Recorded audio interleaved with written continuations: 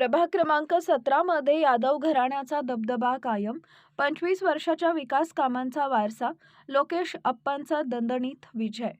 पंढरपूर शहरातील राजकीयदृष्ट्या बहुचर्चित आणि स्वर्गीय भारतनाना भालके यांचा बालेकिल्ला म्हणून ओळखल्या जाणाऱ्या प्रभाग क्रमांक 17 मध्ये पुन्हा एकदा भालके यादव नेतृत्वावर जनतेनं विश्वास टाकला आहे.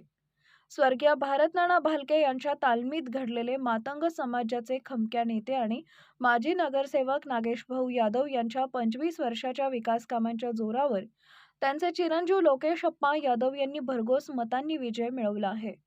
संतपेठ परिसरात गेली तब्बल 25 वर्ष नागेशभाऊ यादव यांनी नगरसेवक म्हणून नेतृत्व करत रस्ते, ड्रेनेज, पाणीपुरवठा यांसह नागरिकांच्या दैनंदिन अडचणी सोडवण्यावर भर दिला.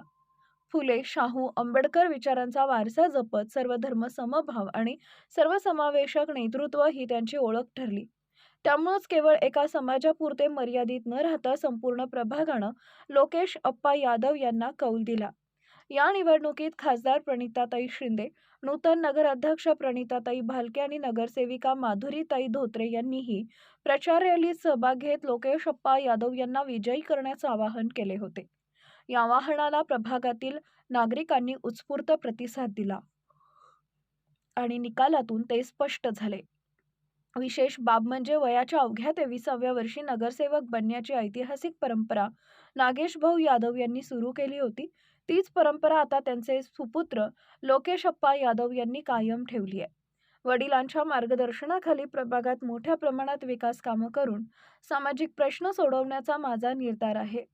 जनतेने दिलेल्या प्रेमाबद्दल मी मनापासून आभारी आहे, अशी भावना नवनिर्वाचित नगरसेवक लोकेश अप्पा यादव यांनी व्यक्त केली आहे. निकालापूर्वी कार्यकर्ते फुटल्याच्या चर्चा आणि पराभवाच्या अफवा मोठ्या प्रमाणात होत्या. मात्र प्रत्यक्ष निकालातून प्रभाग क्रमांक 17 हा स्वर्गीय भारतनाना भालके आणि नागेशभाऊ यादव यांचाच अवैध बालेकिल्ला आहे हे जनतेनं पुन्हा एकदा सिद्ध करून दाखवलंय.